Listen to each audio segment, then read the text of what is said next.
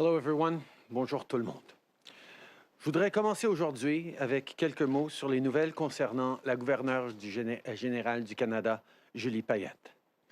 Tout le monde mérite un milieu de travail sain et sécuritaire, et ça inclut les gens qui travaillent fort dans l'équipe de la gouverneure générale. C'est quelque chose que je prends très au sérieux. Hier, j'ai accepté la démission de Mme Payette.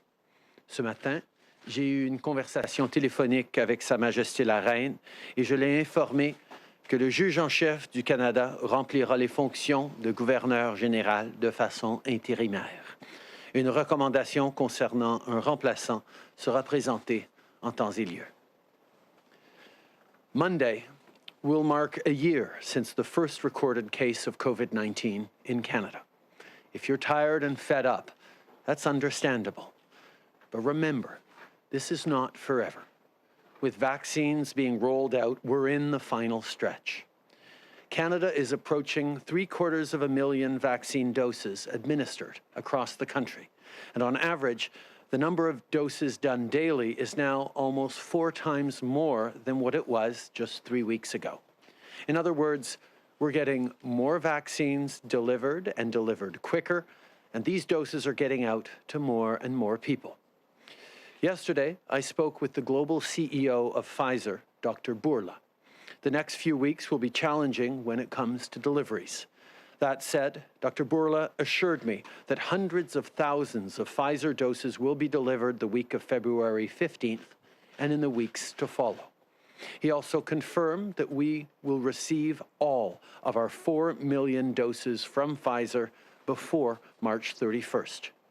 The current momentary delay is so that they can increase their production overall going forward. I'll also add that we'll get almost 500,000 Moderna doses in February, too. We're working around the clock to get as many vaccines as we can, as fast as we can. It's what I'm thinking about when I wake up in the morning, when I go to bed, and every hour in between. Au moment où on se parle, le gouvernement fédéral travaille avec tous les ordres de gouvernement pour accélérer les efforts de vaccination. On a déjà livré 1,1 million de doses de vaccins contre la COVID-19 aux provinces et aux territoires. Et au printemps, on s'attend à ce qu'au moins 20 millions de doses soient déployées. J'ai abordé le sujet hier avec les premiers ministres des provinces et des territoires lors de notre 25e rencontre des premiers ministres. Je sais que les premiers ministres veulent obtenir plus de doses le plus tôt possible. C'est ma priorité aussi. On maintient le cap pour offrir un vaccin à tous les Canadiens qui souhaitent se faire vacciner d'ici septembre.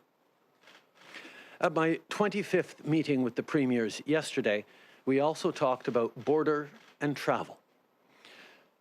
My message to Canadians remains clear. If no one should be taking a vacation abroad right now. If you've got one planned, cancel it. And don't book a trip for spring break. It's obvious we should avoid trips south and out of the country. But remember, across the country, people are being told to stay home. So if you were thinking of traveling across the country for spring break, now's not the time. We need to hang on and hold tight for the next few months. We must get through to the spring and mass vaccinations in the best shape possible. Les mesures que le Canada applique pour les voyages et les frontières sont parmi les plus strictes au monde. Elles comprennent notamment un test de dépistage obligatoire avant le retour au pays, et les États-Unis suivent maintenant notre exemple, ainsi qu'une quarantaine obligatoire de 2 semaines. Avec nos nouvelles mesures, il y a maintenant moins de vols. Mais comme je l'ai dit au premier ministre, on est prêt à prendre des mesures encore plus strictes s'il le faut. Ensemble, on a discuté de la gamme d'options sur la table présentement, parce que quand il est question de sécurité, on n'exclut aucune possibilité. Alors qu'on travaille avec les provinces et les territoires pour mener à bien la campagne de vaccination et appliquer les mesures frontalières, on apporte également un soutien supplémentaire à nos ressources en soins de santé. Comme j'en ai discuté avec les premiers ministres, on doit s'assurer de ne pas rouvrir trop tôt durant cette deuxième vague. Les gouvernements provinciaux ont déjà pris des décisions difficiles mais nécessaires et le nombre de cas a diminué dans certaines régions du pays. Notre gouvernement sera toujours là pour les provinces et les territoires lorsqu'il s'agit d'assurer la sécurité des gens. The spike in COVID-19 cases this month has put a real strain on hospitals. For Ontario in particular, the situation is extremely serious. When we spoke last week, I told Premier Ford we would be there to support Ontario with any assistance they need. Keeping you and your family safe is our top priority. That's why our government is deploying 2 federal mobile health units to the GTA. This will provide up to 200 additional hospital beds and free up space for people who need ICU care. Each of the units can also provide vital medical equipment and supplies. Of course, right across the country, we're also doing our part on testing. We've sent 14.3 million rapid tests to the front lines, with millions more on the way.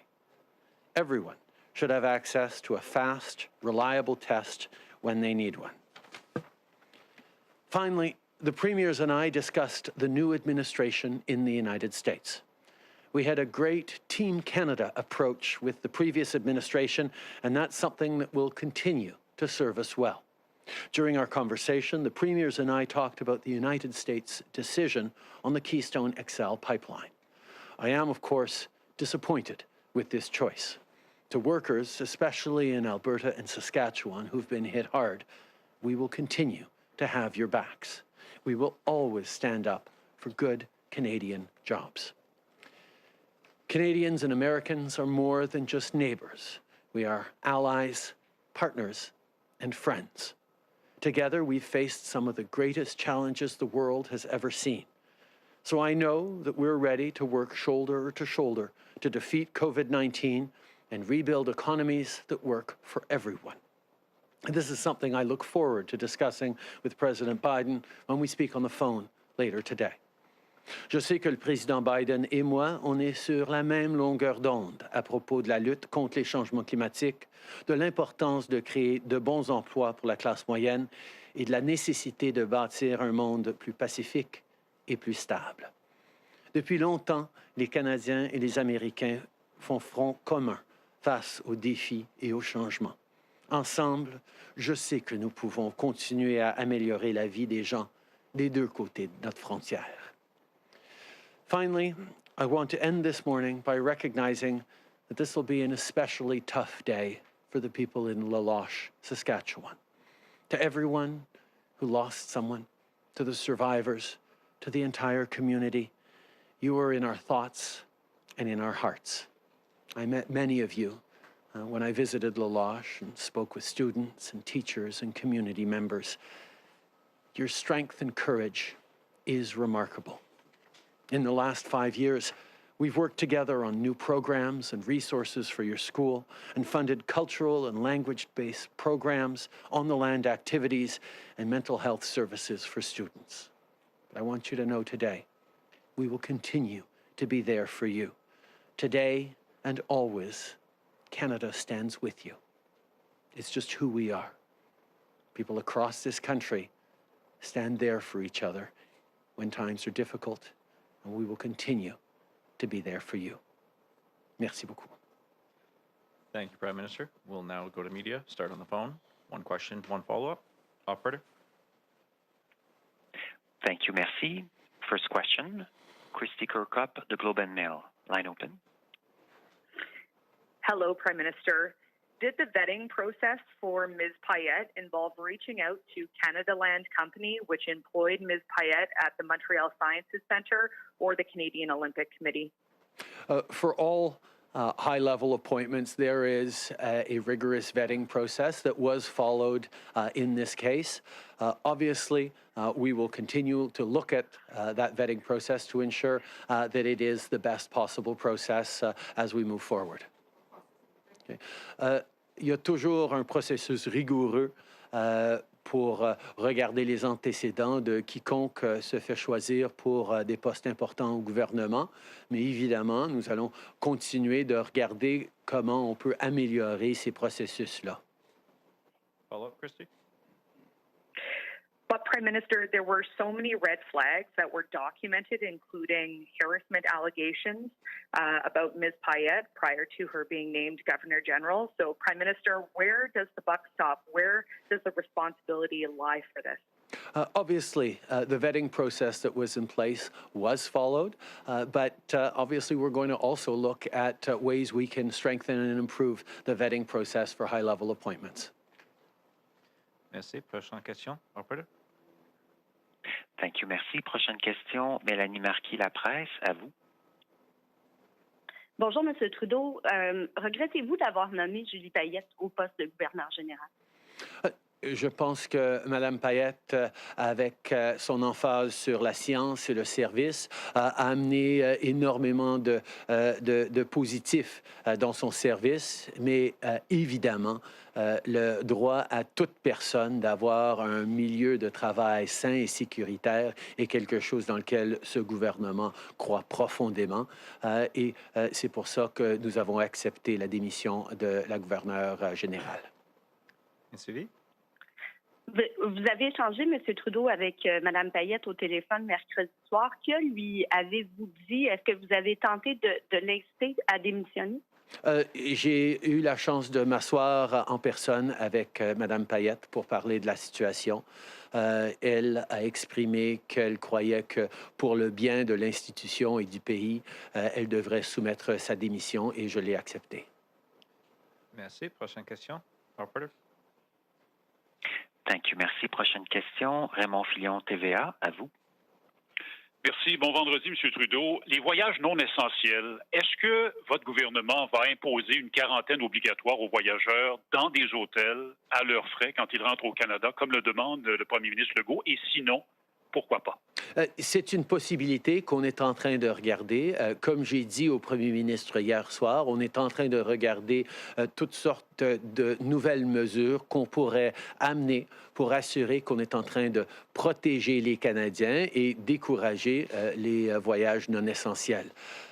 C'est un enjeu sur lequel on est tous d'accord, mais il faut se rappeler aussi que on dit constamment de ne pas faire de voyages non essentiels et en même temps, on a parmi les mesures les plus fortes au monde pour ceux qui voyagent avec une quarantaine de 2 semaines qui est là depuis le mois de mars avec des suivis qui sont faits pas seulement par le gouvernement fédéral mais par la police locale pour assurer que les gens sont en train d'obéir à cette quarantaine avec des pénalités sévères. Et aussi, maintenant, des tests de dépistage obligatoires avant d'embarquer dans l'avion pour revenir au Canada. On a eu une bonne discussion hier soir avec les premiers ministres sur les différentes options et on va en avoir plus à dire dans les jours à venir. Alors, quelles sont ces options qui sont sur la table? Est-ce que l'idée, par exemple, d'interdire certains vols est encore une possibilité, certains vols vers l'étranger ou vers le Canada? Ce ne serait pas une bonne idée de nous le dire dès aujourd'hui, alors que des gens, encore ce matin, sont à planifier des voyages vers l'étranger? Comme j'ai dit il y a plusieurs jours, c'est pas le temps de planifier des voyages à l'étranger, particulièrement pas des voyages non essentiels ou de vacances, parce qu'on pourrait effectivement amener des nouvelles mesures sans préavis qui pourraient rendre beaucoup plus difficile le retour vers le Canada. Et on fait ça parce que notre priorité, ça va toujours être de protéger les Canadiens, particulièrement avec ces nouvelles variations de la COVID-19 qui sont un peu partout dans le monde. On se doit de se resserrer et d'assurer la protection des Canadiens. D'ailleurs, on sait que ces mesures devraient ne pas être nécessaires pour plus que quelques mois encore avec les vaccins qui vont arriver au printemps. On va entrer dans une nouvelle phase de cette pandémie, de cette lutte contre le virus, mais nous devons de respecter les règles et de faire attention pendant encore quelques mois d'hiver. We have been very, very clear, and I said it a few days ago, that people should not be planning non-essential travel or vacation travel outside of the country, particularly because, as I said a few days ago, we could be bringing in new measures that significantly impede your ability to return to Canada at any given moment without warning. Last night, I had a long conversation with the premiers about a number of different options that we could possibly exercise to further limit travel and to keep Canadians safe, and we will have more to say on those in the coming days. But the bottom line is this: it's not the time to travel, either internationally or even across the country. With spring break coming, people need to hunker down, stay home, make sure we kill this second wave of the virus so that we can get through into the spring and the increase in millions of doses of vaccines that'll be arriving in Canada in the best position possible, particularly given the real concern about variants of COVID-19 that are being more and more documented around the world. Good morning, Prime Minister. Ashley Burke, CBC News. You did not use a committee like the past government to select Madame Payette as Governor General. You went with your own personal selection, and the vetting process couldn't have been that rigorous because it was pretty easy for me to find out that she left 2 past workplaces amid controversy and questions around her treatment of staff there. So why didn't your government ask some pretty basic questions about her ability to lead, and why won't you commit to using a committee to select the next Governor General? As I said, we are looking right now at processes that can be strengthened as we move forward, and we will have more to say on that as we make decisions. But why not use a committee? Obviously, that did not work the first time. We will continue to look at the best way to select people for the vice-regal appointments. It's an important role for Canadians, and we will look at how we can improve it. Nous allons toujours regarder comment nous pouvons améliorer le processus de vérification et de sélection du poste de gouverneur général.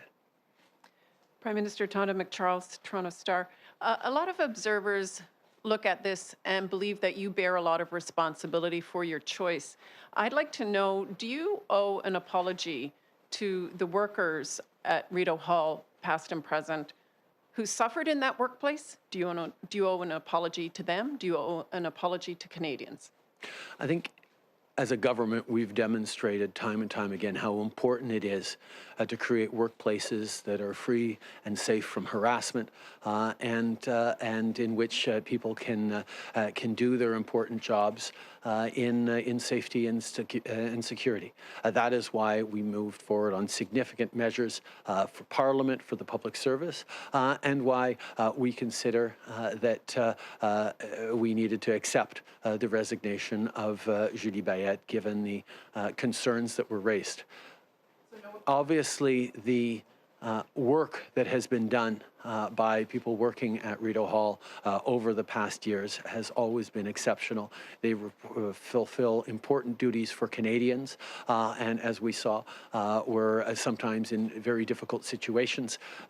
We want to thank them for their work and reassure them that we will continue to stand up for workplaces that are safe and secure everywhere in the government, but indeed across the country. Hello, Prime Minister. Amanda Connolly with Global News. Former governors general traditionally get an annuity worth roughly double or more what most Canadians earn in a year, plus an expense account of roughly $100,000 per year. My question has a couple of parts. Will Madame Payette get a full annuity and expense account despite resigning early? And given Madame Payette's record of questionable expenses, given the questions about her judgment on how she conducts herself, do you believe that she can be trusted to use those expenses responsibly, or will you change the rules to require public disclosure of those? This country has very clear rules and regulations and processes and procedures in place to follow on in these cases of reporting expenses or indeed on annuities for Governor Generals. Those processes will be followed, but obviously we're always open to having discussions on changes that need to be made moving forward. But will you make them more stringent? We will always be open to improving processes in place around this government. Oui, bonjour, Laurence Martin de Radio-Canada. Justement, sur cette pension, en fait, cette rente là, de 150 000 $, on comprend que Julie Payette y a droit. Mais quel message est-ce que vous pensez que ça envoie aux employés, aux ex-employés de Rideau Hall qui ont souffert à cause d'elle? Je pense que c'est important de reconnaître à quel point le travail des employés à Rideau Hall a toujours été exceptionnel et nous les remercions de leur travail dans des situations parfois difficiles. Tout le monde a le droit à travailler dans un milieu sain et sécuritaire et c'est quelque chose que nous allons toujours prendre au sérieux en tant que gouvernement. Everyone has the right to a safe and secure workplace. People who've worked in Rideau Hall over the past years have done so in sometimes difficult circumstances, and we thank them deeply for their work, and we'll continue to ensure that everyone who works for the government or anywhere in Canada continues to have the safe and secure workplaces. Hello, Prime Minister. Mike Blanchfield, Canadian Press. Can you tell us more about your conversation with the premiers last night over Keystone XL and your chat with President Biden today? What were some of the specific measures or some of the specific points the premiers want you to make to Biden? What were they telling you about what Biden was doing, or the president was doing? And can you give us a sense of sort of their mood about this decision, which obviously some of them would not have been pleased about? Obviously, the decision on Keystone XL is a very difficult one for workers in Alberta and Saskatchewan who've had many difficult hits over the past years. We have been there for them. We will continue to be there for them, and I will express my concern for jobs and livelihoods in Canada, particularly in the West, directly in my conversation with President Biden. But I think the fact that we have so much alignment, not just me and President Biden, but Canadians and President Biden on values of creating jobs and prosperity for everyone, opportunities for everyone, investing in the fight against climate change as a way of growing the economy, looking to be coordinated and aggressive in stepping up in our measures against COVID-19. These are things that we're going to be able to dig into significantly. It's not always going to be perfect alignment with the United States. That's the case with any given president. But in a situation where we are much more aligned on values, on focus, on the work that needs to be done to give opportunities for everyone while we build a better future, I'm very much looking forward to working with President Biden. Je pense qu'évidemment, il y a des gens, des travailleurs dans l'Ouest qui ont été très déçus par cette décision du président.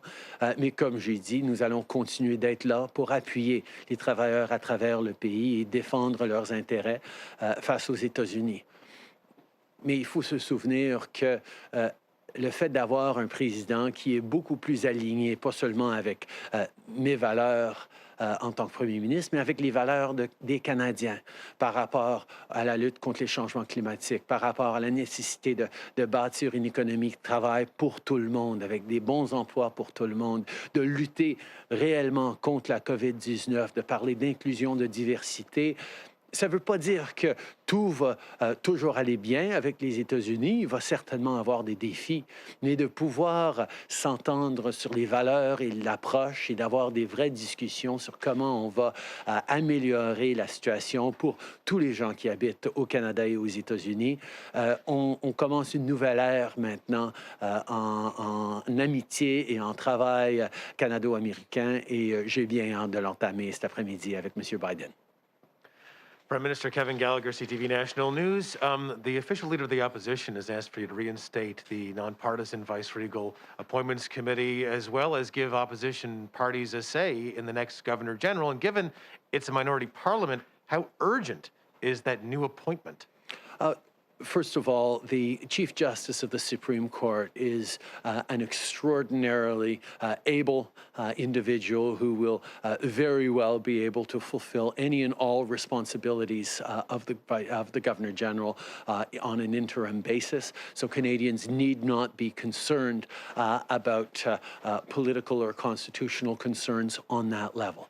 But obviously, as we move forward, we will reflect carefully on the way to best select a successor to the Governor General. Merci beaucoup tout le monde. Good day, everyone.